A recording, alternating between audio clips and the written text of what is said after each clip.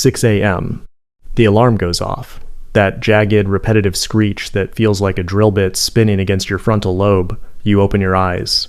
The ceiling is still that same dull, off-white, cold, silent. And in that brief, fragile moment between your dreams and reality, a question hits you. A question you've been burying for years. Why? Why am I doing this?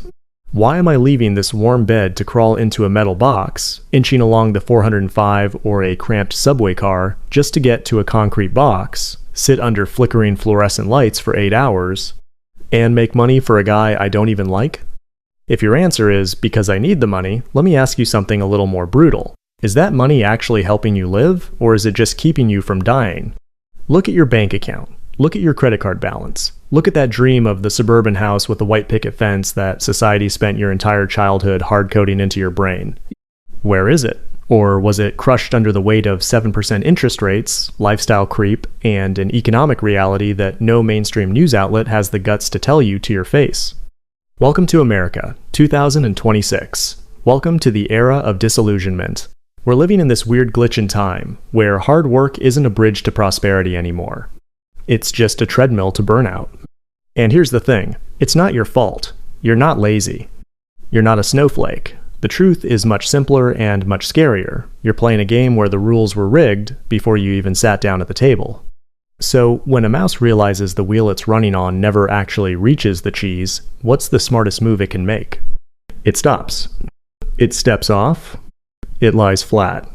Today we're not talking about get-rich-quick schemes. We're talking about why an entire generation is staging the largest psychological strike in history. We're talking about quiet quitting. We're talking about the silent revenge of the youth, the actual cost of freedom, and the naked truth behind the corporate smile. Think about the social contract our parents signed. In the 70s, a guy with a high school diploma working at a Ford plant could support a family of 4. He could buy a house, 2 cars, and take the kids to the lake every summer. That was the American dream. You give your labor, the system gives you security. It was a fair trade. But look at that contract today. It's been shredded. Today, you've got couples with master's degrees, carrying $100K in student debt, working 60 hours a week, and still struggling to pay rent on a 500 square foot studio in a city where they can't even see the stars. The carrot the system dangles in front of the donkey, which is, you used to be right there, you could see it, you could smell it, but now? The financial elite have moved that carrot to the moon, home prices have skyrocketed while your real wages have basically been flatlining since the disco era. So what does the donkey do? It realizes that no matter how fast it runs, no matter if its lungs burst from the effort, it's never hitting the jackpot, so it stands still. The media calls it laziness, they call it unprofessional. They're wrong. It's a cold, logical calculation. If the reward is no longer worth the effort, the only winning move is not to overexert. You show up, you do exactly precisely what's in your job description, no more, no less, no staying late, no answering Slack at 9 p.m., no sacrificing your mental health for a sprint that leads to a dead end. You set a boundary of steel. Why should you bleed for a company that would lay you off via a 5-minute Zoom call just to bump their stock price by a nickel? Why be loyal to a boss who sees you as a headcount rather than a human being? The truth is, the system doesn't need you to be happy. It needs you to be just anxious enough. Anxious enough to wake up and work, but desperate enough not to quit.